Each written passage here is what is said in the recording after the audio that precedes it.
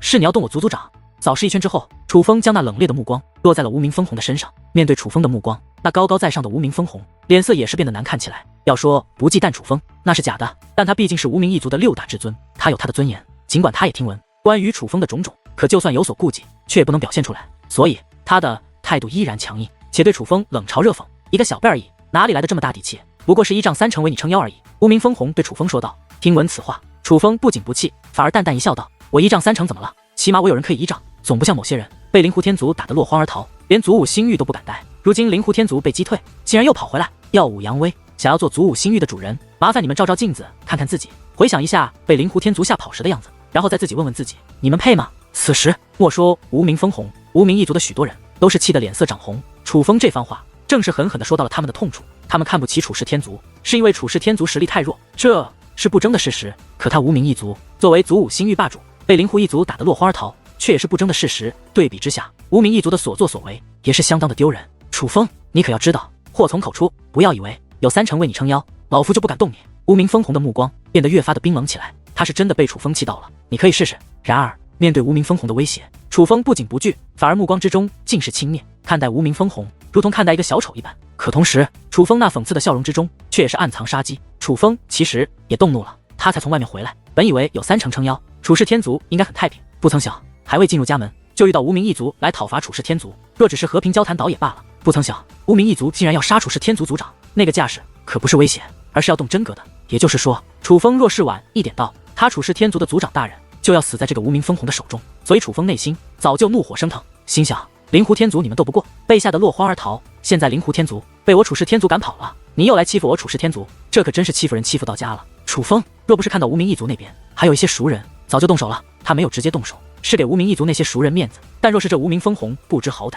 胆敢对他出手，楚风今日绝对让这无名分红知道什么叫做后悔无门。你以为老夫不敢吗？无名分红也是一个暴脾气，怒火攻心，也是不管不顾。他说话间威压变化，竟真的要对楚风出手。分红长老不可！可就在此时，忽然有2位老者来到了分红长老身前，将他的威压硬生生的给压制了下去。这2位也都是一品至尊境的高手，他们都是无名一族的6大至尊之一，有着与无名分红平起平坐的地位和实力。先前无名分红要杀楚氏天族族长，他们都没有阻拦，可此时却出手阻拦，足以看出无名一族对楚风的忌惮。楚氏天族他们可以不放在眼中，可是楚风不行，他们很清楚祖武龙城是怎样的势力，若他们真的动了楚风，祖武龙城动怒的话，他们也要吃不了兜着走。毕竟祖武龙城是连诸天门太上长老都敢动的势力啊！诸位，难道就任由这样一个小辈在我无名一族面前撒野不成？我无名一族何时这样憋屈过？那无名分红气得咬牙切齿，他觉得若是被楚氏天族吓住，那对于他们来说是莫大的羞辱。等一等吧，这件事族长大人应该可以处理，毕竟那场邀约，他楚氏天族若是去了，丢的可是我们整个祖武星域的脸。其中一位低声说道。而听闻此话，那无名分红也是神色一动，他忽然想起来，他无名一族也是有底牌的，那个底牌就是他们的族长大人，星域之主无名斗天。无名斗天虽然对祖武星域的各方势力霸道非常，可是无名斗天却深知在这祖武星域最强大的势力并非他无名一族，而是祖武龙城，所以这么多年来都与祖武龙城保持较好的关系。其实他们无名一族回到祖武星域已经有些时间了，之所以没有直接来楚氏天族找麻烦，就是无名斗天不允许。无名斗天自然不是怕楚氏天族，而是给祖武龙城面子。无名斗天只身一人前往祖武龙城已是有些时日，其目的自然是要表明他们想夺回祖武星域之主的位子，希望祖武龙城能够支持。本来无名一族以为这件事对于他们来说并不难，可是当无名斗天去了一段时日，却仍没有什么动静。他们也是意识到如今的问题似乎有些棘手。可就在前些时日，他们忽然收到了无名斗天的密信，而那封密信的内容就是让他们于今日来到楚氏天族的门外，所以他们都觉得一定是他们的族长大人已经与祖武龙城谈妥了，因此他们今日乃是有备而来。不过此时站在他们面前的毕竟是楚风，在他们族长大人出现之前，他们仍是不敢掉以轻心。若是真的错杀了楚风，惹怒了祖武龙城，连他们的族长大人都救不了他们。想到这里，无名分红压制住了自己内心的怒火，但之所以能够压制住怒火，也是他想起来他们今日来此其实也是有所准备的。他觉得只要再等一等，等到他们族长大人到的时候，就是楚氏天族倒霉的时候。毕竟只要祖武龙城不再庇护楚风，那楚风在他们眼中就与楚氏天族一样，都是可以轻易捏死的蝼蚁，仗势欺人的小畜生。就让你再嚣张片刻，等到我族长大人抵达，我看你还能否这般嚣张。无名分红看着楚风，于心中暗道：怎么了？怕了？刚刚你们要杀我族长，可不像是假的，就算现在认怂也是没用，这笔账我们必须好好算一算。楚风看着无名一族的众人说道：楚风，你想怎样？无名一族的6大至尊中有人开口问道：我要他的命。楚风指着无名分红说道。听闻此话，无名一族的人皆是大惊失色，他们没有想到楚风竟然如此霸道。就算无名分红动了杀楚氏天族族长的念头，可终究还是没有动手。只因如此，楚风就要杀了无名分红，这也未免太霸道了。楚风，你和你们的家族到底有几斤几两？你自己心里清楚。我们不动你，可并不是怕你，而是给三成一个面子。你识相点，此事罢了就算了，若要咄咄相逼的话，那你可真就是不知好歹了。无名一族又有一位老者冷声开口，他也是6大至尊之一，此人名为无名震空。这无名震空身材高大，长相凶狠，无论是外表还是威名以及地位，他都要在无名分红之上。想当年无名一族称霸祖武星域的时候，除了星域之主无名斗天之外，就属这无名震空凶名最盛。无名震空之前一直没有人开口，但是当无名震空开口之后，在场的所有人都被吓到了，就连楚氏天族族长也是连连暗中传音，劝楚风不要语气顶嘴。可如今的楚风有何本事？楚风最为清楚，连那给灵狐天族撑腰的拓跋承安都被楚风轻易抹杀，楚风岂会惧怕？这被灵狐天族给打跑的无名一族，可真是会强词夺理、咄咄逼人的。明明是你们，现在竟然说是我们不知好歹，随便吧。就算是咄咄逼人，我楚风今日也必须讨个说法。楚风说话间，便向那无名一族走去。楚风，回来！楚风不得无礼！眼见暗中传音的劝阻无效，楚氏天族内许多人都是大声呼喊起来，甚至就连楚氏天族内也有族人说楚风是在做无礼之举。可无论他们怎么说，楚风都没有退缩之意，而是一步一步向楚风走去。大人，这怎么办？眼见楚风真的靠近，无名一族的众位强者也是有些乱了。换作是之前，楚风胆敢如此，他们早就将楚风杀了。可现在不同，他们害怕祖武龙城啊，所以对于楚风也是惧怕不已。面对非要讨个说法的楚风，他们还真是不知该如何是好。怕什么？终究只是一个小辈，若敢靠近，便用威压禁锢于他。无名震空这番话虽然说的硬气，可只是用威压禁锢，却不敢加以惩罚，这根本不是他的风格。所以当他此话说出之后，了解他的人就都知道，这位向来霸道的无名震空大人面对楚风也是有些慌了。无论表面如何硬气，但无名一族今日被楚风所威胁到，却是不争的事实。所有人都是记住了这一幕，但许多人却并不觉得楚风真的威风，反而觉得楚风是仗势欺人。楚风小友性格还真倔强，不愧是楚轩辕的儿子。忽然之间，一道声音自远方传来，那声音不是非常响亮，但却映入众人耳帘，却让所有人都心神一震，顺声观望。众人更是神色大变，无名一族的众人喜出望外，而楚氏天族的众人则是吓得瑟瑟发抖。至于其他人，也是变得紧张起来。此时，几乎天地间的所有人都因那位的出现而变得不再平静，甚至就连这方天地好像也是有了极大的变化，就好像天地万物都因此人而为之臣服。那位来者乃是一名男子，这男子的面容不过中年模样，但他却留着一头白发，但那却不像是天生的白发，那是经历无尽岁月才变化而成的白发。雪白的长发散落而下，随其身姿舞动，竟有美轮美奂之感。可偏偏他的男子气感也是极为强烈，不准确来说，那是一种气质，王者之气。这是一名具有王者之气的存在。当看到他的那一刻，不仅无名一族施以跪拜大礼，在场的其他势力也都不例外，甚至就连楚氏天族的许多人都吓得跪在了地上。不因别的，只因此人实在来头极大，他便是称霸祖武星域数年的星域之主，他便是无名一族的族长无名斗天，他便是无名斗天。看到无名斗天，楚风的目光也是变得复杂起来。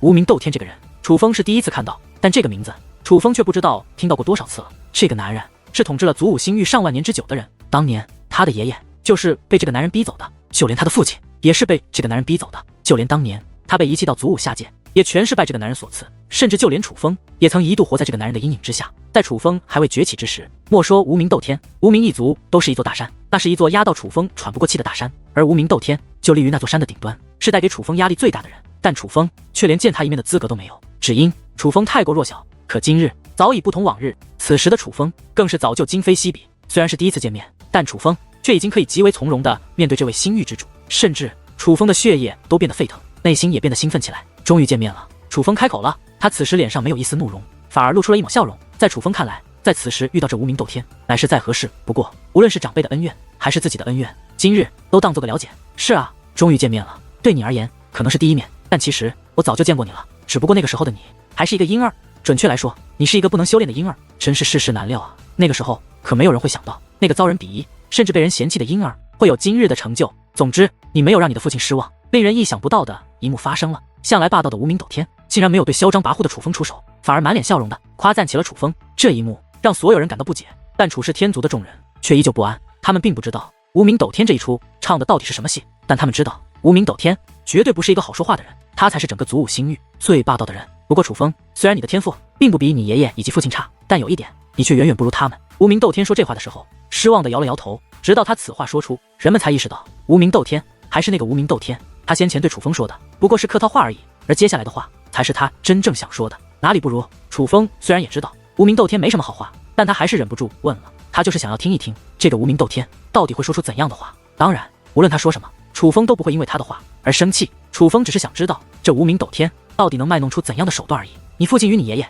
从来不会仗势欺人，从始至终靠的都是自己。无名斗天说道。正因为他们靠自己，才会被你打压，被逼得离开祖武星域。楚风说道。而当他此话一出，所有人都是面露惊讶。虽然人们都知道无名斗天霸道，并且当年也的确压制过楚汉仙和楚轩辕，可就算人们知道，却也没有人敢说出来。更何况楚风竟是当着无名斗天的面说出来的，这难道不是在找死吗？无名斗天淡淡的笑了，他似乎并没有生气，而是继续说道。原来你不仅会仗势欺人，还会含血喷人。作为一名修武者，天赋很重要，但人品其实更为重要。楚风，不得不说，你今日的所作所为，着实令我感到失望。无名斗天的笑容尽显讽刺，他不仅不承认自己的所作所为，反而还反咬楚风一口，说楚风是含血喷人。不只是你失望，老夫也相当失望。就在此时，又有一道声音响起，紧接着一位老者的身影浮现而出。当这位出现之后，几乎所有人的脸色都有了极大的变化。这位老者穿着的乃是祖武龙城的服饰，但他绝对不是祖武龙城内的寻常一员，因此他在祖武星域也是大名鼎鼎的存在。此人乃是祖武龙城的使者，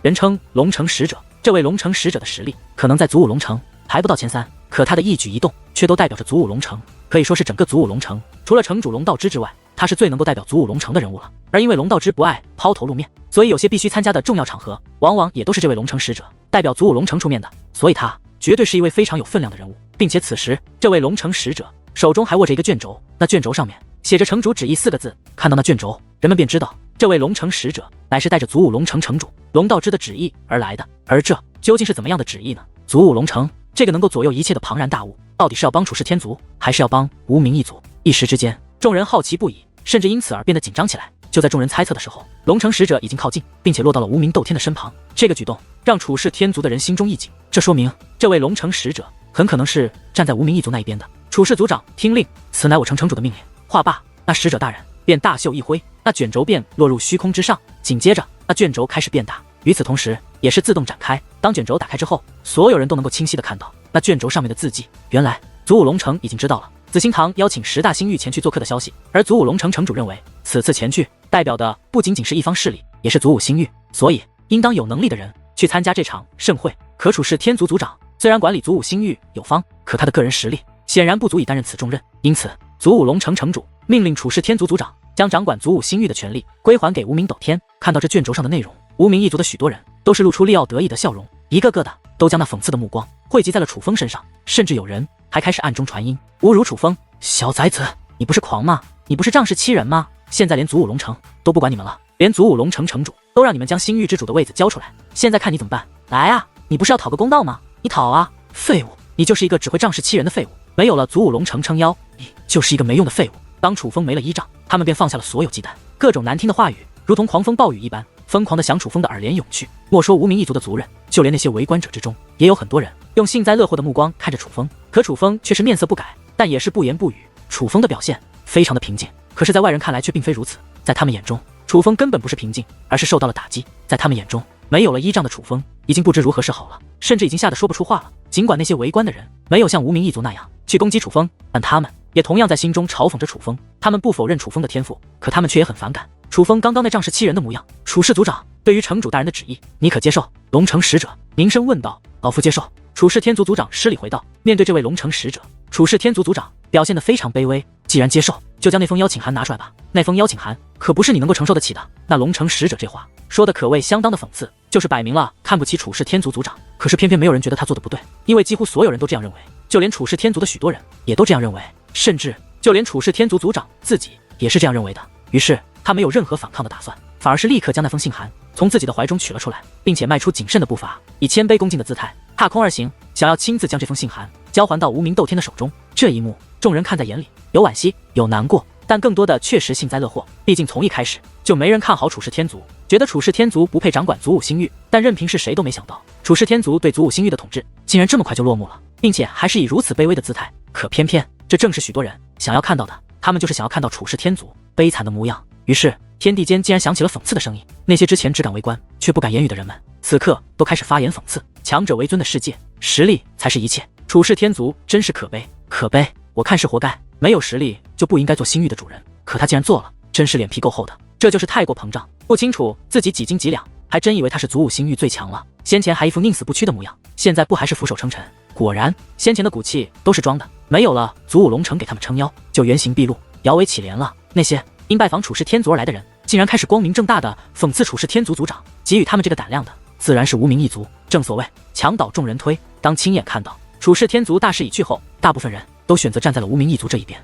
此时，处士天族族长身体开始颤抖，他不是害怕，而是被这些声音气的。想一想，他做了星域之主后，尽心尽力，连修炼的时间都用来处理事情，甚至只要有人来拜访，无论实力是否强大，他都会命人接待，为的就是想要以德服人，为的就是想要得到大家的认可。他想让人知道，哪怕他的实力不是最强，可只要他公平公正，也能够管理好祖武星域，甚至让当今的祖武星域比之前的更为安宁。却不曾想，他以真心相待，换来的却是这样的挖苦。原来从始至终都没有人真的认可他，原来那些之前还对他毕恭毕敬的人，心里都在看不起他。当他失了势，就立马换一副嘴脸，先前还对他巧言令色的人，转眼间竟然对他口出恶言，甚至加以羞辱，这让他非常的难过，无比的心寒。开始觉得也许是他做错了，也许他不该对所有人都太过友善，因为真心未必能够换来真心。看着处士天族族长的身体开始颤抖，人们并没有意识到是自己的言语让这位族长寒了心，反而觉得是这位族长害怕了，于是那羞辱的言语竟然更为激烈。可忽然间，一只手掌落在了那封信函之上，随后那手掌竟然将那封信函从处士天族族长的手中夺了过去。见此一幕，所有人都是大惊失色，因为那抢夺信函的不是别人，乃是楚风。楚风，你做什么？此时，许多人凝声质问，而对于众人的质问，楚风则是淡淡一笑。既然星域之主的位子是有能力者居之，那我就更不能将他交给无名一族了。星域之主这个位子，还是要我处士天族来担当。楚风说道。楚风，你在说什么呢？楚风，不可胡说啊！听闻楚风这番话，处士天族的许多族人都吓坏了，就连处士天族族长也是吓得赶忙劝阻，甚至还想抢回那封信函，生怕楚风惹下祸端。他不是不相信楚风，毕竟当初对抗灵狐天族靠的乃是楚风，而并非他们。楚风的本事，他多少是清楚的。可今日不同往日，若只是面对无名一族，倒也就罢了。现在可是连祖武龙城的龙城使者都出面了，既然连祖武龙城都站在了无名一族那一边，这个时候的无名一族便绝对不可招惹了。可偏偏他也知道楚风乃是一个倔强的性格，所以他真的是很害怕，害怕楚风的倔强惹下不必要的祸端。大胆楚风，你难道是要违抗城主大人的旨意吗？猛然间，一声怒喝响起，乃是龙城使者。当龙城使者发怒之后，处士天族的众位族人就更加害怕了。可楚风却依旧面色不改，反而冷笑连连。我这并非违抗，而是遵循城主大人旨意。这旨意上面清清楚楚的写着，祖武星域的主人要由有能力的人担当。无名一族连灵狐一族都斗不过，当初被打得落荒而逃，这样的势力有什么资格做祖武星域的主人？此话一出，众人大惊。如果先前楚风说的那番话，人们还能理解为是他没看清旨意上的内容的话，当他说出这番话后，就说明他是真的要违抗祖武龙城城主的旨意了。毕竟所有人都清楚，处士天族的实力与灵狐天族根本无法相比。可人们也是知道，楚风虽是小辈，但却并非寻常小辈。当初对抗灵狐天族，连古明渊都不是对手。可是楚风运用至宝压制了灵狐天族族长，见到楚风态度如此坚决，人们也是觉得可能有好戏看了。毕竟楚风当初能够对抗灵狐天族，今日就能够对抗无名一族。只是唯一不同的是，当初楚风有祖武龙城撑腰，但今日祖武龙城则是站在了无名一族那一边。看来楚风小友很有底气啊！既然你如此有自信，不如就让我来领教一下，你到底有没有资格让你的处士天族坐稳祖武星域的霸主之位。无名斗天说话间便向前走去，是想要对楚风动手。可忽然间，一只手臂拦在了他的面前，原来是龙城使者。使者大人，您。见龙城使者阻拦，无名斗天也是神色一滞，沉稳的目光之中竟闪过了一抹荒色。龙城使者的实力自然是在无名斗天之下，可龙城使者代表的乃是祖武龙城啊！倘若龙城使者要阻拦的话，他还真是不敢动楚风。无名斗天，他比任何人都了解祖武龙城到底有着怎样的实力。无名兄，你放心，这件事情交给老夫来处理。既然祖武星域霸主的位子是我祖武龙城交给处士天族的，那么收回的事情自然也当由我祖武龙城来做。龙城使者此话一出，无名斗天先前还凝固的脸上也是露出了笑容。原来龙城使者是要替他无名一族出头。不得不说，龙城使者刺穿一出，可就大涨他无名一族的士气了。莫说无名一族高兴，就连那些幸灾乐祸的人，脸上的讽刺也是越加浓郁。心想，之前你楚风嚣张依仗的就是祖武龙城，现在祖武龙城都不帮你们了，看你当如何对抗无名一族。也许你楚风敢，只是对抗祖武龙城，你楚风还敢吗？楚风击退灵狐天族，你的确有功劳，但你依仗的不过是至宝的力量而已。修武者终究要靠自己。龙城使者的声音再度响起，只是此时他的声音竟然是在楚风的身前传来的。人们定睛一看，才发现龙城使者竟然已经来到了楚风的身前。龙城使者不仅来到了楚风的身前，他还释放出了威压，那乃是一品至尊的威压，一品至尊境，这是足以让在场的大部分人都为之颤抖的力量。不过龙城使者的威压并没有攻击楚风，而是将楚风束缚在了原地。自己人教训你，总比外面的人教训。你好，你虽天赋异禀，但太过骄纵，此乃坏事。今日老夫也是为你好。龙城使者用那讽刺的目光看着楚风，说完这番话后，便伸出手去，想将那邀请函从楚风的手中夺过来。可就在他手掌将要触碰到那邀请函的时候，那封信函却忽然移动开来，躲开了他的抓取。这一幕让所有人大跌眼镜。楚风他不是被龙城使者束缚住了吗？于是所有人都将目光投向楚风，包括龙城使者在内。可这一看，却发现楚风竟然笑眯眯地看着龙城使者。使者大人，我明白你的意思，但我会让你知道，我楚风绝非口出狂言。话罢，楚风便挥动手中的邀请函，看向了无名斗天。无名斗天想要这邀请函，自己来拿。楚风说道：“你这畜生，敢如此轻视老夫！”可此话刚刚说完，便有一声怒喝在楚风耳边炸响。原来是龙城使者，他觉得被楚风轻视，丢了脸面，所以盛怒之下原形毕露，先前的温文尔雅已然不见，取而代之的乃是狂暴的模样。此时他的威压已经不再是指束缚楚风那么简单，而是化作了攻势，向楚风压迫而去。虽然这威压没有夺取楚风性命的意思，但却也是奔着重创楚风而去。可是他此话说完，不仅威压散去，就连他自己也是如同石化了一般，被定在了半空之上，动弹不得。这一幕莫说旁人不解，就连龙城使者自己也是感到不解。直到楚风开口之后，人们才恍然大悟：我不动你是给祖武龙城的城主大人面子，你不要给脸不要脸，否则别说你一个区区使者，就算天王老子触碰我的底线，我也绝不轻饶。楚风看着那龙城使者，目光也是变得阴冷起来。看到楚风的目光，龙城使者也是心中一紧，他竟然感到了恐惧，但恐惧的同时，他仍然感到不解。他感受不到威压，甚至任何力量都感受不到，但他的确是被束缚住了。再看看楚风所说的话，难道说束缚住他的人真的是楚风不成？可没有威压，也没有武力，楚风他是如何做到的？看来你的身上又有至宝，还是压制灵狐天族族长的那件吗？无名斗天开口了，哪怕已经知道楚风有束缚龙城使者的力量，可他依旧风轻云淡，自信满满。那运筹帷幄的同时，却也展现出了他对楚风的轻视。楚风淡淡一笑，旋即说道：“想知道，自己来试。”装神弄鬼。无名斗天不屑一顾，旋即说道：“楚风，你以为我们当初是因为惧怕灵狐天族而逃走的？你以为我是在灵狐天族被击退之后才回来坐享其成的？倘若这样想，那你就太小看我无名一族了。我无名斗天绝非孬种。”无名斗天此话说完，一股磅礴的威压便自其体内释放而出，那威压强大无比，瞬间充斥了天地，落在每一个人的身上。而感受到那威压之后，所有人都是神色大变，他们能够感受得到，此时无名斗天的威压是多么的强大。无名斗天他的修为早就今非昔比，就算灵狐天族族长还在，也根本不是他的对手。因为现在的无名斗天所拥有的修为乃是三品至尊。三品至尊，狱主大人他的修为竟然又提升了，好强！不愧是狱主大人，这个修为就算灵狐天族族长还在，也完全无法与他抗衡啊！原来当初他并非逃脱，而是闭关修炼，待的修为提升之后，便回来收拾灵狐天族。果然，星域之主还是星域之主，一切都在他的掌握之中啊！如今是灵狐天族被击退了，可就算灵狐天族没有被击退，坐上了星域之主的位子，也绝对不是无名一族的对手，也迟早要被击垮呀！感受到那威压之后，天地间再度沸腾开来，各方势力都在议论纷纷，但却有一个声音相同的一致，那就是对无名斗天的夸赞。他们直到此时才意识到，原来无名一族当初的逃离乃是战略上的撤退，他们并没有认输，甚至他们有能力夺回属于他们的一切。这从无名斗天此时的修为就已经验证了一切。感受到无名斗天的修为后，人们都将目光投向了楚风，他们是想看楚风的笑话，心想倘若无名斗天还是二品至尊，楚风凭借当日对抗灵狐天族族长的表现，也许真的能够对抗无名斗天。可是现在无名斗天乃是三品至尊，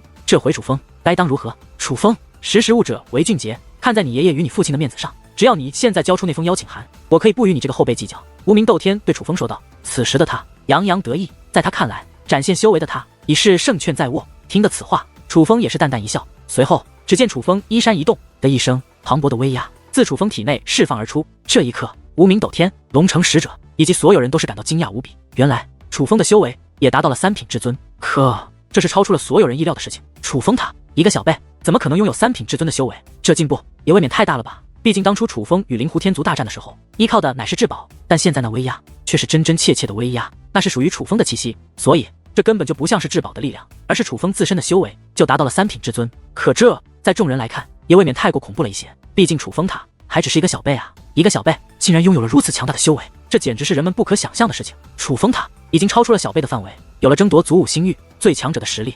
事实上，若不是无名斗天修为也有了进步的话，如今的楚风应该就是整个祖武星域除了龙道之之外最强大的存在。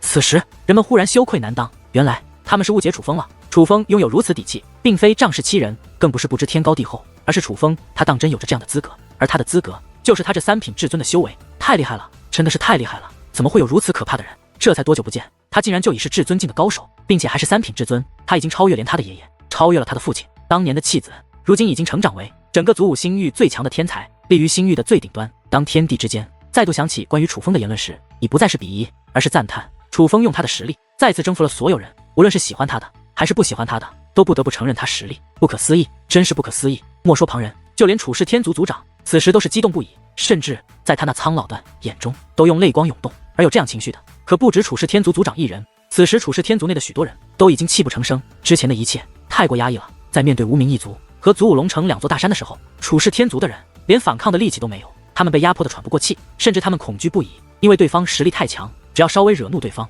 换来的都可能是灭族之灾难。正因如此，当楚风刚刚顶撞无名一族，顶撞祖武龙城的时候，许多处世天族的族人也都是被吓坏的快要晕眩过去，甚至还有人在心中责怪楚风不该这样冲动，毕竟这样会把他们也牵连其中。可直到此时，他们才明白，原来楚风一开始就胸有成竹，原来楚风已经成长到了能够以一己之力为他们处世天族撑腰的地步。不过众人不知道的是，楚风的修为其实还停留在尊者境，武者的修为，楚风还远远没有达到三品至尊。楚风此时的威压乃是运用结界之术伪装而成，楚风不想暴露自己乃是龙纹级圣袍界灵师的身份，若是暴露了，难免会被人联想到他就是修罗，若是修罗的身份暴露，很可能会牵连到处世天族以及自己的朋友，所以楚风才故意伪装，运用结界之术伪装成自己的修为已经达到了三品至尊的地步，为的就是想要欺瞒众人。忽然一阵掌声打破了众人的议论，是无名斗天。无名斗天竟然在为楚风鼓掌，真是英雄出少年。倘若你父亲和你爷爷看到你今日的成就，想必也很欣慰。不过楚风啊，拳脚无眼，若是负了伤，可别说我以大欺小。无名斗天看着楚风说道，胜者为王，败者寇。我楚风若是败了，不会为自己找借口，当然若是你败了，我也不会为难你，不会将你驱逐出祖武星域，但从今以后，你无名一族在祖武星域就必须老老实实做人，否则我楚风可不是一个客气的人。楚风说道，哈哈，好一句不是客气的人，真是想不到楚轩辕的儿子竟然比他还要狂妄。也好，那就让我领教一下楚轩辕的儿子是否有他的本事吧。此话说完，无名斗天便消失不见，再度出现之时，已是来到了楚风近前。他抬手一掌，便向楚风攻了过去。这一掌速度极快，并且对准的并非楚风的面门，而是楚风的丹田。这无名斗天说话客气，可是这出手却是非常的不客气，这是一个非常狠辣之人。哼！然而面对无名斗天的攻势，楚风只是冷哼一声，随后身子微微的向旁一转，便轻易的躲过了无名斗天的攻势。紧接着狂风肆虐，楚风抬手一掌，同样攻向了无名斗天的丹田。但是楚风的手掌可比无名斗天快多了，这让无名斗天目光大变，赶忙向后暴退。可是暴退之时，无名斗天的手中竟出现了一把黑色的长枪，那乃是一把半程尊兵。亮出半程尊兵之后，无名斗天战力顿时大涨。最主要的是，他手中的黑色长枪隔着虚空横扫开来，便有一道道黑色的气焰从中释放而出，黑焰蠕动，竟化作凶猛的巨兽向楚风冲击而来。但那可不是寻常的气焰，那乃是仙法。无名斗天这个人表面风轻云淡，实则非常的谨慎。他刚刚来到楚风近前，不过是佯攻，就是想通过最简单的拳脚功夫来判定楚风的战力。当他发现楚风的手掌竟然快过他的时候，他就赶忙亮出半程尊兵来提升自己的战力，并且还直接施展了仙法，为的就是怕自己大意输给了楚风。然而只见楚风身前金光窜动，怒吼冲天，竟有一条巨龙自金光之中掠出，金龙张开血盆大口，顿时吸力倒涌，竟将那仙法猛兽全部吸入了龙嘴之中。这小鬼眼见着自己的仙法竟然如此轻易的就被楚风破解，无名斗天也是暗叫不好，毕竟此时的他已经亮出了半程尊兵，可是楚风他却是连半程尊兵都没有使用。若只是如此，那可就太让我失望了。别婆婆妈妈，有什么本事直接拿出来吧。楚风对无名斗天说道。见楚风竟然挑衅自己，无名斗天的眼中也是隐隐间有怒火涌动，紧接着他便加强了自己的攻势，一时之间轰鸣阵阵，涟漪肆虐，这方天地都因楚风与无名斗天的战斗而受到了影响。但值得一提的是，那涟漪再凶猛，可却没有伤及在场的任何一个人，因为那涟漪被控制了下来。太强了，楚风他实在是太强了。妖孽，何谓妖孽？这就是真正的妖孽。此时众人对楚风夸赞不已，甚至那些先前羞辱楚风的人也在对楚风夸赞，而更有件大事不好的人转身就逃了。逃跑的都是先前羞辱楚世天族族长和羞辱过楚风的人。之所以会如此，自然也是有所原因。在场之人修为皆是有限，除了无名一族的6大至尊和龙族使者之外，大部分人还停留在尊者境。莫说3品至尊的战斗，就连1品至尊的战斗他们都看不清楚。说白了，他们在这里就是凑凑热闹而已，他们只能看到威势，感受威势，却根本看不清具体的战斗。眼下楚风与无名斗天的战斗异常激烈，但二人也是胜负难分，怎么看都像是军事。为何人们都是夸赞楚风，却没有人夸赞无名斗天了？其中之一的原因乃是因为无名斗天他是长辈，他统治祖武星域极为长久，他修武的时间更是已有万年之久。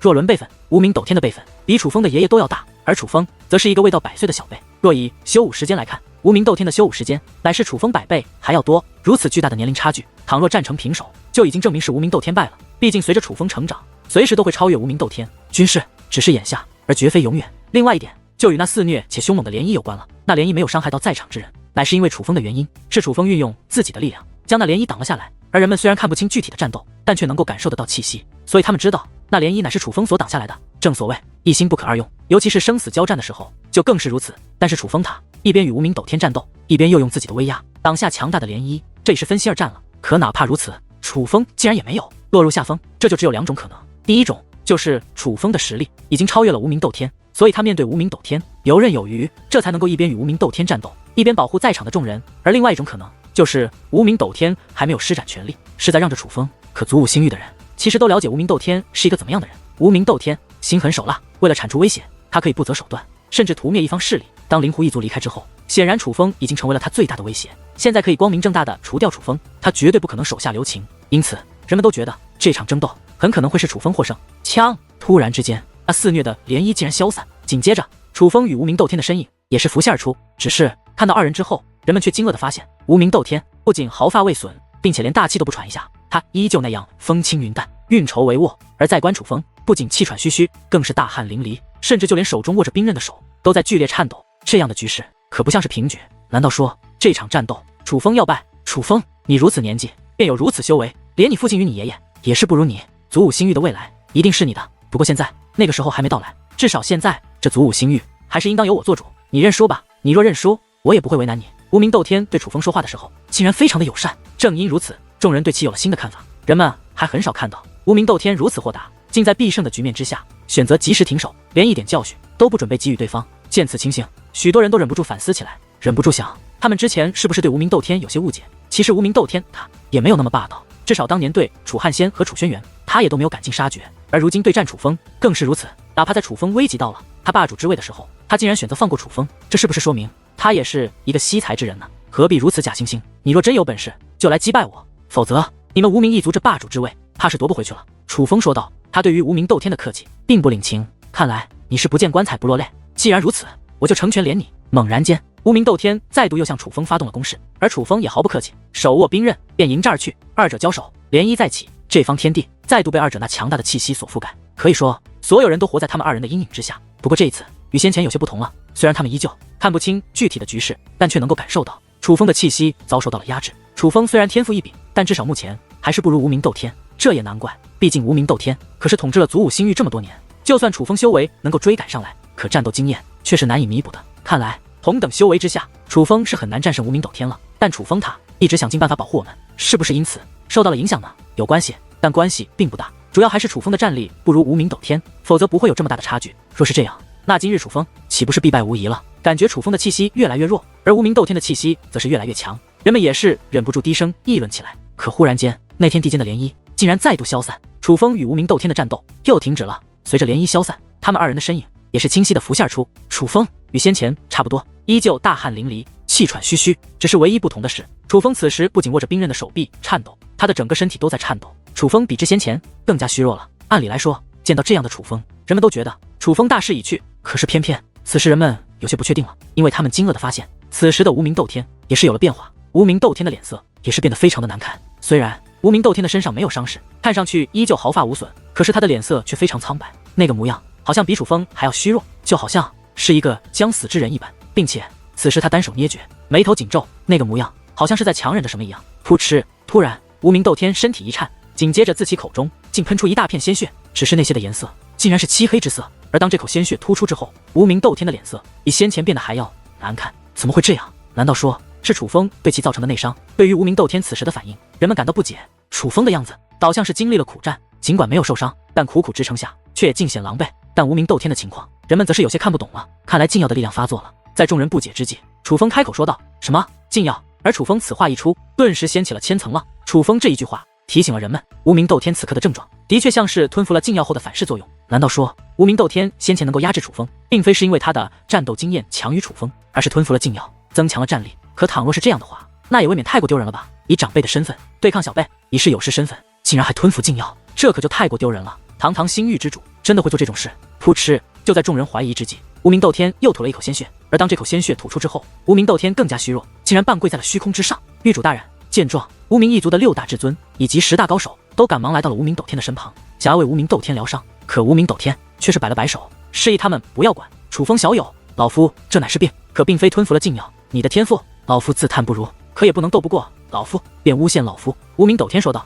原来是病吗？这个样子也的确像是重病的症状。”众人议论纷纷，可是楚风却是不屑的一笑：“想不到你竟然如此无耻！刚刚与我交手，你战力不敌，我亲眼见你吞服了禁药，现在竟然不敢承认，真是想不到，当初统治祖武星域的，竟是你这样一个货色。”楚风的脸上尽是鄙夷之色，同时也有些失望。他可没有说谎，他是亲眼看到无名斗天吞服禁药的，并且那禁药还非常的厉害，是一种极为珍贵的禁药。吞服禁药又不敢承认，这样的人品便是让楚风失望的原因。修武者的世界向来胜者为王，败者寇。我有病在身，碰巧此时病情复发，这是我自身的问题。就算我败了，我也不怪你。可是你不该冤枉我吞噬禁药，这是对我人格的羞辱。无名斗天说话间，便手腕一转，紧接着竟又一颗暗紫色的药丸出现在了他的手中。看到那颗丹药，众人皆是眼前一亮，他们都看得出来，那颗乃是真正的禁药。天下间的人都知道，烈性禁药短时间之内只能吞服1颗，若是连续吞服，必会爆体而亡。倘若我之前已经吞服了禁药，那么就绝对无法承受这颗禁药的力量。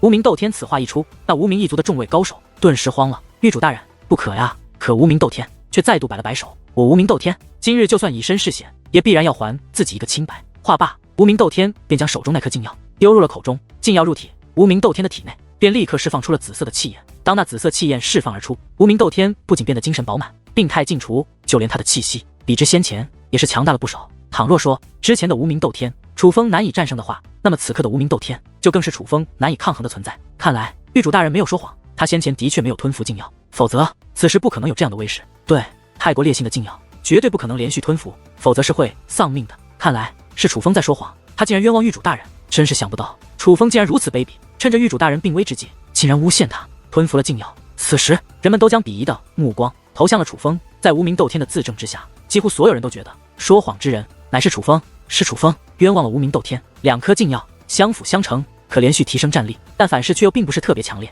此等禁药当真世间少有，可列为稀世珍宝。不过可惜有些浪费了。面对众人质疑的声音，楚风面色不改，而是看着无名斗天点评起来：“浪费！”无名斗天神色变化，表示不解楚风话中之意：“你不该在与我对战的时候使用这药，用了也是白用。只凭禁药的力量，你改变不了这一切。”楚风一眼就看出无名斗天此举是故意的，他那2颗禁药本就是一体，所以连续服用不仅不会难以承受，反而战力会继续增加。铁证面前，居然还在冤枉我，你这小鬼的人品当真败坏！祖武星域若是交到你这种人手中，岂不是要黑白不分，天下大乱？今日我必须给你一些教训，否则对你日后不利。话音落下，天地震荡，是无名斗天的气息发生了变化。他的强大早就无需多言，但此时那威压之中却多了一种霸道，那是天地万物舍我其谁的霸道。这让人们再度想起无名斗天他的身份，他可并非寻常的修武者，他乃是统治祖武星域上万年之久的霸主。就算楚风天赋逆天，可至少现在无名斗天还是这个星域的霸主，感受着那压迫着所有人的气息。人们不由得看向楚风，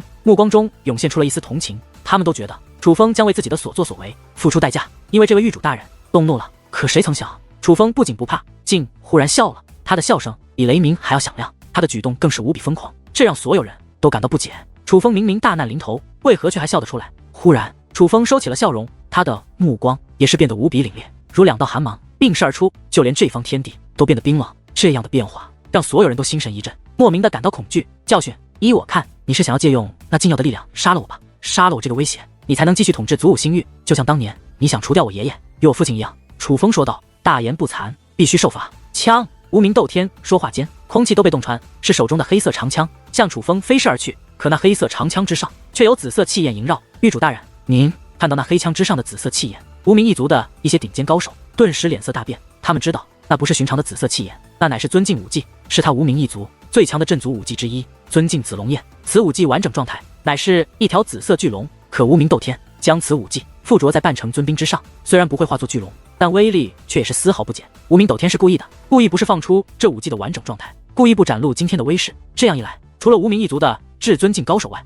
旁人根本就不知道他施展了尊境武技。这等强大的手段，楚风没有说错，无名斗天根本就没有打算放过他，他是借着教训楚风之名，想要除掉楚风。这长枪速度极快，不过眨眼之间已是来到楚风近前。那等威势若是击中楚风，必然要灵魂破散，爆体而亡。然而那把附着着尊敬武技的半程尊兵，在来到楚风勉强之后，竟忽然停了下来，并且连一道涟漪都没有掀起。至此，所有人都能够看到无名斗天的那把黑色长枪上面附着着紫色的气焰，并且那把黑色长枪对准的乃是楚风的丹田。这真的是要教训楚风吗？怎么会？无名斗天脸色大变，他非常清楚那禁药的厉害。那禁药第一颗吞服之后，战力可增强1倍；吞服第二颗，战力便可在第一颗的基础上再度增强2倍。他吞服第一颗的时候，既然都能压制楚风，吞服第二颗之后，完全可以轻易的抹杀楚风。更何况他还是全力一击，以半程尊兵附着尊敬武技来对付楚风，可为何他的全力一击竟如此轻易的就被拦了下来？这让他有些慌了。若是此时都无法击败楚风，那日后将会非常艰难，甚至可以说今日不击败楚风，他就没有希望了。所以他也顾不得太多，也顾不得旁人的看法，而是用尽全力催动那半程尊兵向楚风发动攻势。在他的催动之下，那杆坚固的黑色长枪都变得弯曲起来，而那枪尖更是火花四溅。但明明前方什么都没有，可那杆黑色长枪就像是遇到了一层无形的墙壁。那墙壁虽是无形，但却坚不可摧，任无名斗天如何催动都无法洞穿那墙壁。还在做无谓的挣扎吗？楚风说此话的时候，嘴角扬起一抹笑意，只是这抹笑容便让无名斗天意识到他与楚风的差距。难道说刚刚那难以支撑的模样是你故意装的？忽然无名斗天问道。看来你也不傻。楚风嘴角的笑意更浓。该死！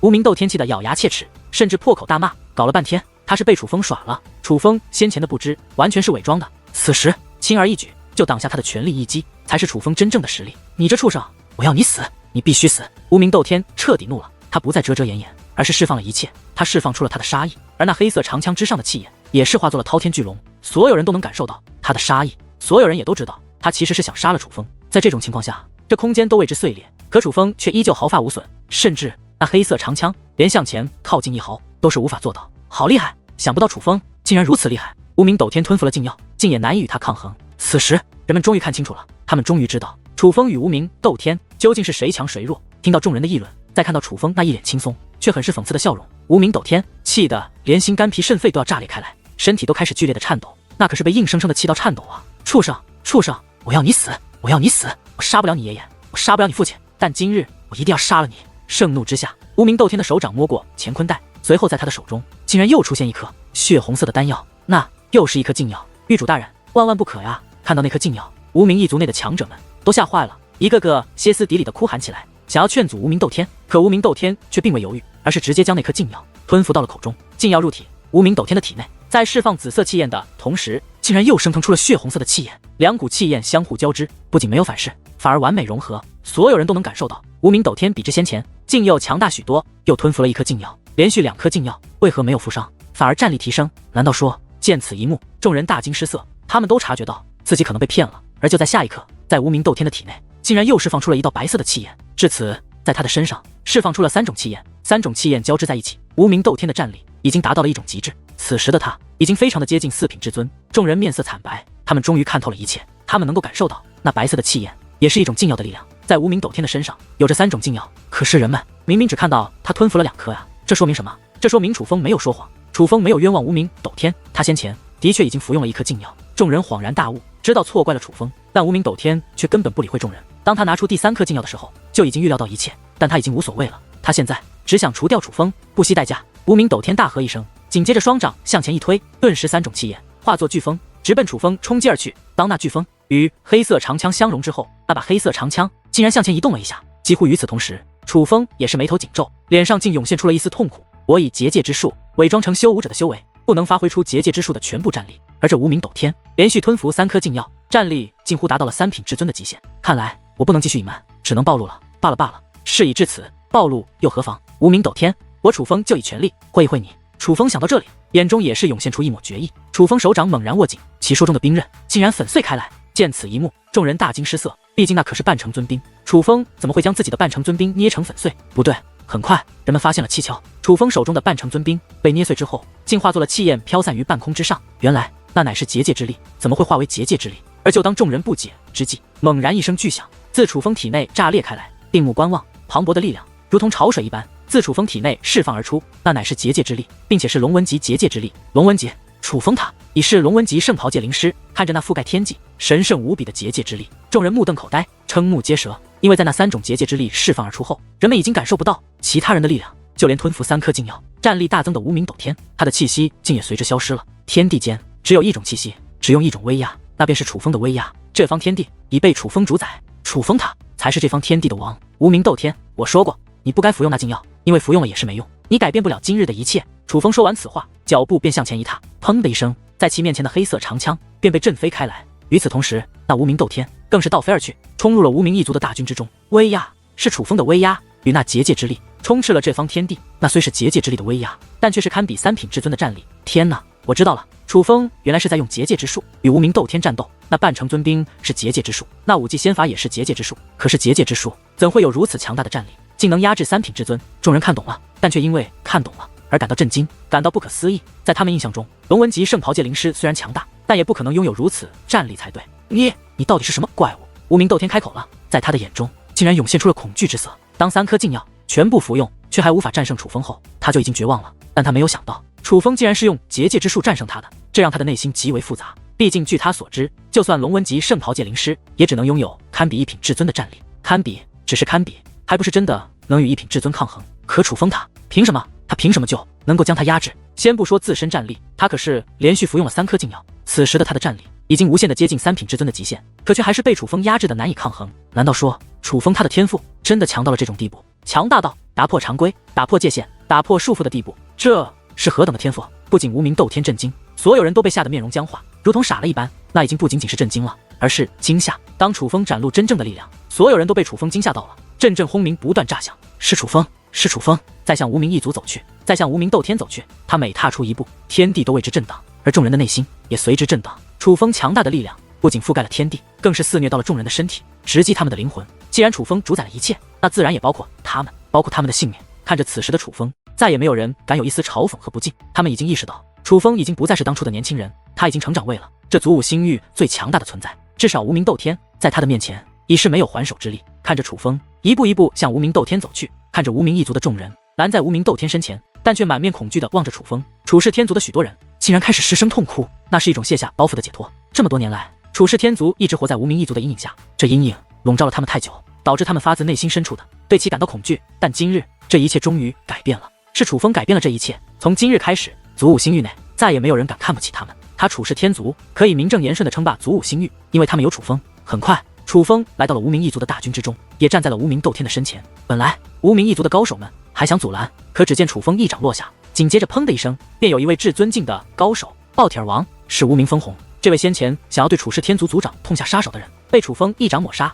谁还阻拦？如他一般。楚风将那冷冽的目光扫向无名一族的众位高手，这些曾经将楚氏天族视为蝼蚁，将楚风视为蝼蚁的强者们，此时竟根本不敢与楚风对视。他们默默地低下了头，甚至默默地离开了无名斗天。在自己的性命与护主面前，他们最终还是选择了保护自己。见状，楚风讽刺地笑了一声，这些人依仗着无名斗天，曾经横行霸道，舍我其谁。可如今，当他们的狱主大人面临死亡的时候，他们却选择了逃避，这是何等的可笑！此时，楚风将目光投向了无名斗天，那眼中的嘲讽之色竟然越发浓郁。无名斗天，你所做下的孽，是时候还了。听得此话，无名斗天竟也笑了。你以为杀了我就结束了一切？你错了，这祖武星域你们统治不了。记住，这祖武星域只有我无名一族可以统治，除了我无名一族，无论是灵狐天族，还是祖武龙城，或是你的楚氏天族，都统治不了。若要统治了，只能换来灭顶之灾。无名斗天看着楚风，竟然有着一抹讥讽。是吗？那我倒是要看看这灭顶之灾到底是何模样。我楚风等着他。此话说完，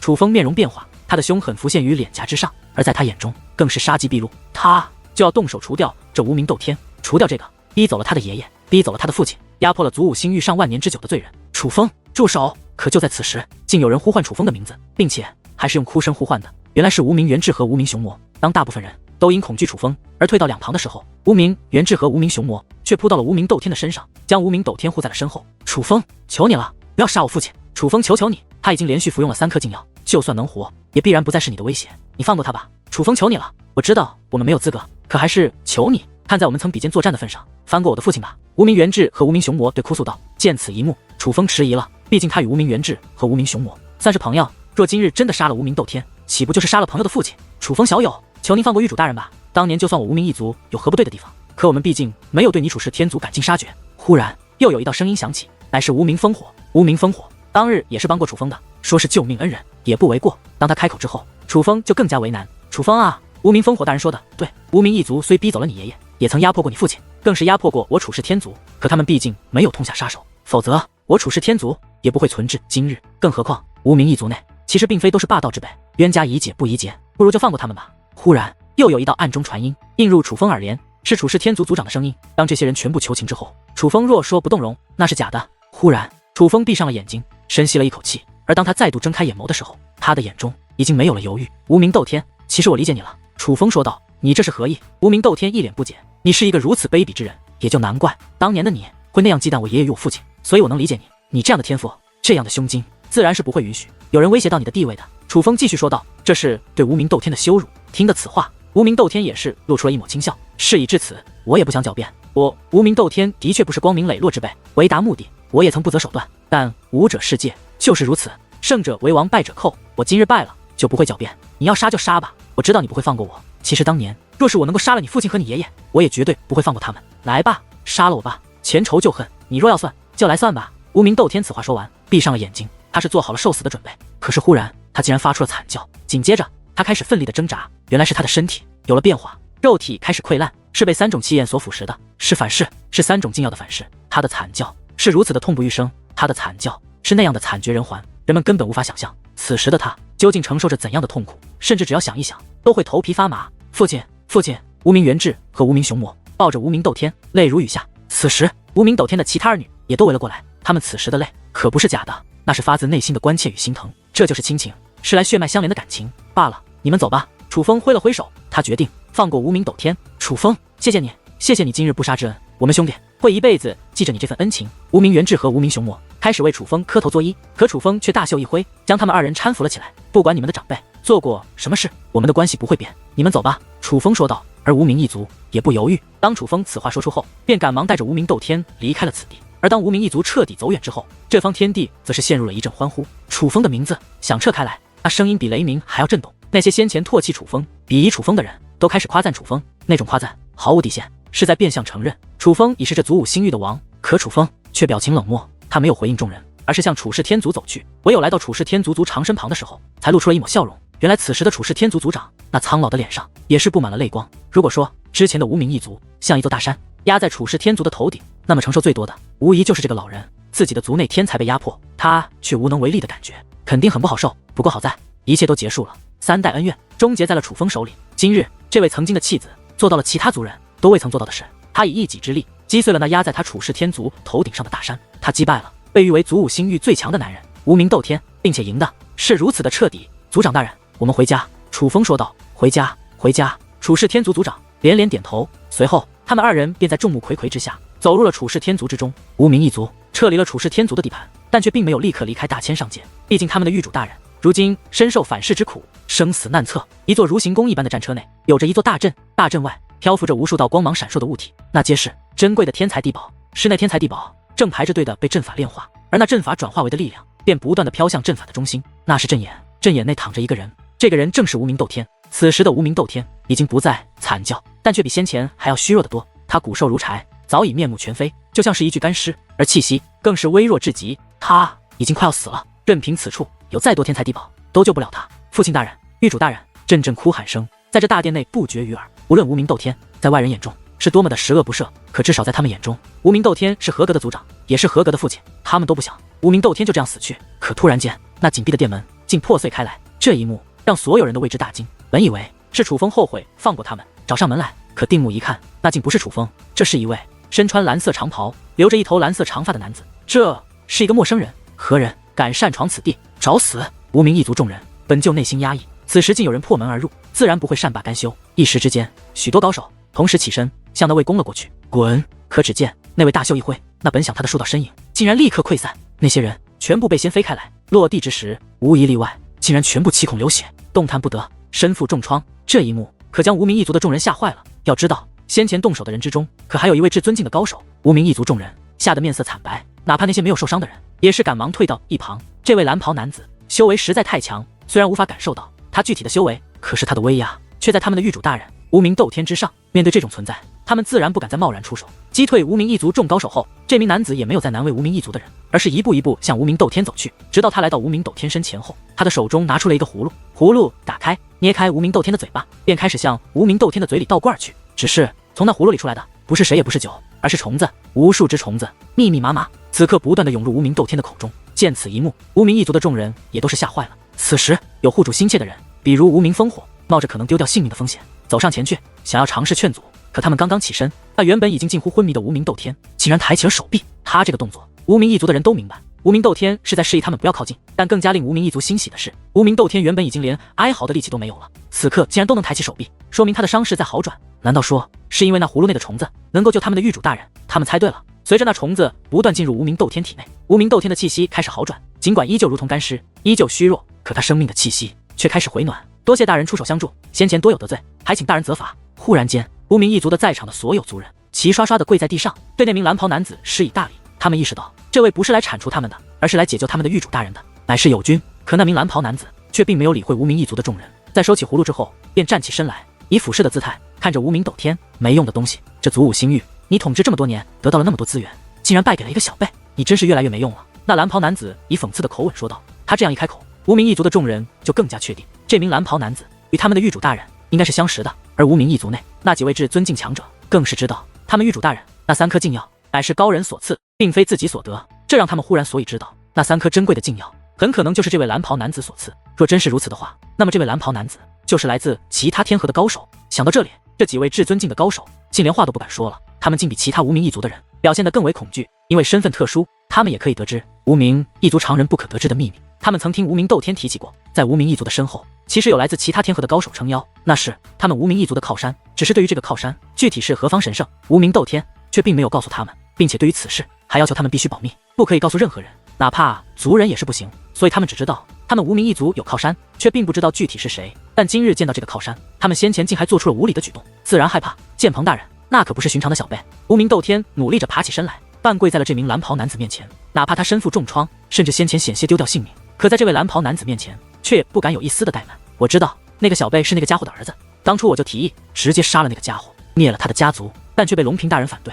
而你这个没用的东西，竟也建议留他一命。若是你们当初听我的，直接灭了他们，也不会有今日的事情了。那蓝袍男子说道。剑鹏大人，若是能杀，属下也想杀。可是当日我与那楚轩辕交手，您与龙平大人也都在场，你们不是也说能够感觉到那楚轩辕与我交手之时并未尽全力吗？无名斗天说道。你这是什么意思？你是觉得就算我出手也杀不掉他，你斗不过他，不代表我斗不过他。祖武星域早就是没落之地，有谁是我不能铲除的？那名蓝袍男子忽然大怒，而见蓝袍男子动怒，无名斗天也是不再说话。可是这简单的几句对话，却让无名一族的众人知道了一件事。原来当初楚轩辕回来的时候，无名斗天与其交手，还有另外2位高手在，并且从这番对话，他们更是能够听出来，他们的狱主大人当年其实就并非楚轩辕的对手。这可是一个令他们震惊的消息。毕竟一直以来，大部分无名一族的人都觉得，当初那一战乃是他们的狱主大人胜了。可现在才知道，原来早在当年，他们的狱主大人便不是楚轩辕的对手。可是楚轩辕若那么强的话，为何不直接铲除他们无名一族，反而自己将自己关起来呢？其实不难理解，楚轩辕怕的不是他无名一族，而是他无名一族的靠山。听闻那个家伙死了。忽然蓝袍男子问道。是，楚轩辕已经死了，很可能是走火入魔而死。无名斗天回道。果然，当年我与龙平大人虽然隐于暗处，但还是被那个家伙察觉到了，他应该是忌惮我们，才没有击败你的。而进入所谓的禁地，也是为了修炼，估计是想修炼有成，再对付你吧。真是一个狡猾的家伙。不过可惜，看来他虽然很精明，但天赋也还是有限，竟然走火入魔而亡，真是可笑。那蓝袍男子洋洋得意，话语之中更是毫不掩饰对楚轩辕的嘲讽。可无名斗天却知道，其实这蓝袍男子也是在确定楚轩辕死了之后而松了一口气。别看他刚刚嚷嚷着后悔当初没有杀掉楚轩辕，还把罪责推到了无名斗天身上，但亲身经历了当初一战的无名斗天其实很清楚，面对当时的楚轩辕，不仅他没把握击杀，就连这名蓝袍男子，包括另外一位实力更强的龙平大人，也都没有把握将楚轩辕杀死。这因如此才放过了楚轩辕。也正因为知道楚轩辕其实实力强大，楚氏天族也才会存活至今。不是无名一族不想斩草除根，而是忌惮楚轩辕。世人都以为楚轩辕当初是惧怕无名一族，但无名斗天自己却清楚，楚轩辕再次回来的时候，已经不将他无名一族放在眼中。不是楚轩辕惧怕他无名一族，反而是无名一族惧怕楚轩辕。若不是知道楚轩辕走火入魔而死，无名斗天也不敢贸然攻打楚氏天族，哪怕他的霸主之位已然被夺，他仍是不敢。